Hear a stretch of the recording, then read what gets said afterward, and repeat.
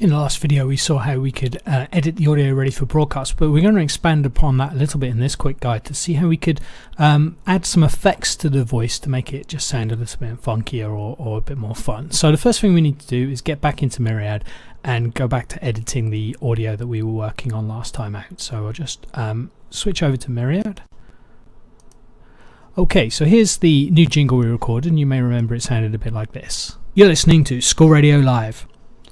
Okay, so what we want to do here is we want to add a little bit of effects to this voice to make it sound a bit more fun. So what I'm going to do is go back into the editor, so highlight the car I want to edit, click on the edit button, and I want to edit the audio, so I'll click on the edit full audio. So here's our full recording. So the first thing we want to do is have a look at playing with pitch shifting. So this effectively can make your voice sound higher pitched or lower pitched, so you can sound a bit like a chipmunk or like you're on helium, or you can sound like you've got a really deep voice. And this is good fun for school radio because it's always fun to make people sound like a chipmunk. Anyway, to do this we want to apply this to the entire waveform. So I'm going to double click on the waveform, and that will select the entire waveform, and I'm going to use the pitch shift button, so which is this one here. If you hover over it, it tells you pitch shift the audio, and we can choose how much we want to raise or lower the pitch. So if we set it to 100%, and it would actually stay exactly as it is because it wouldn't change. So if I change it to 145, something like that, 144 is good enough, hit OK, and the system then has done a quick pitch shift on this. So let's listen to the results. You're listening to School Radio Live. Okay, so that's pretty good. Sound definitely like a chipmunk. Or let's see it the other way around. Let's instead go down to 60%. You're listening to School Radio Live. So depending on what effect you're looking for, you can use the pitch shifting to do that. As always, if you click on the undo, it takes you back to the bass.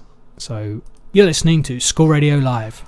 Okay, so let's go and assume we want to make it like a chipmunk again. So let's go back to 145-ish. There we go. You're listening to School Radio Live. Okay.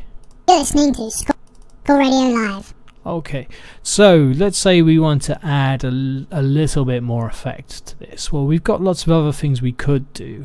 If we expand this one here on the compression toolbar, we can see we can add in some extra stuff. So let's say we wanted to add in a little bit of flanger effects. Now the effects, each of the effects has different levels that you can mess around with. My advice really is to just have a little play with them and see how you get on, but I'm going to just apply the default flanger effect here.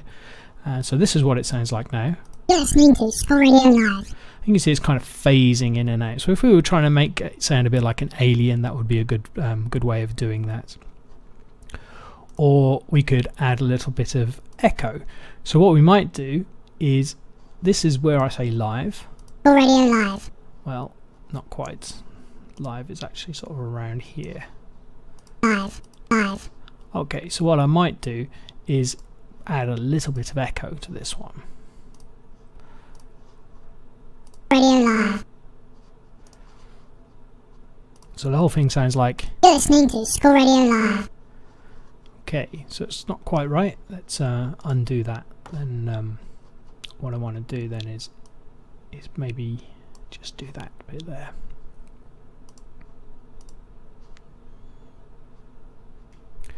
And I'm going to bring it down a little bit.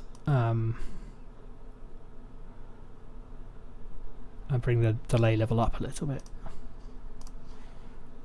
Radio Live. Radio Live. Radio Live. No, not very happy with that either. So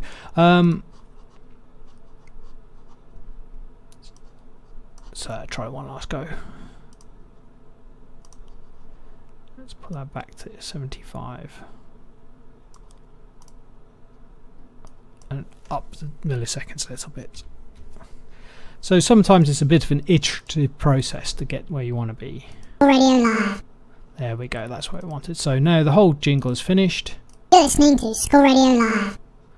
Okay, and that's cool. But let's say we wanted to do one last thing here, which was actually put another recording into this recording. So what I can do is, if I go to the audio wall and I do a search, let's see if we've got any sound effects.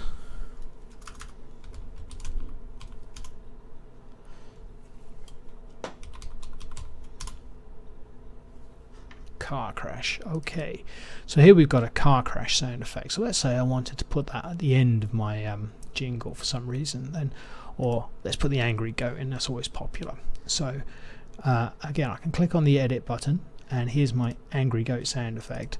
And what I can do here is I can just highlight the whole thing by double clicking on it. I click on the copy button, and you can see here I've got 2 edits open, so I could go back to my original jingle and then just literally paste that in at the end. So now my whole jingle sounds like this.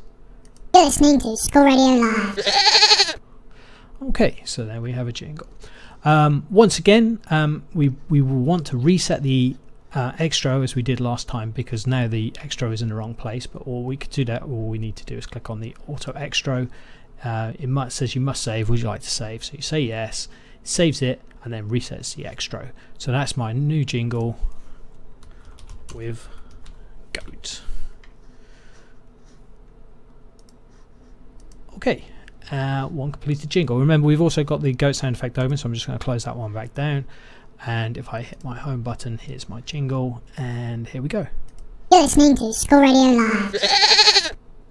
Okay, thanks. Next time round, we're going to be looking at how to compile a program.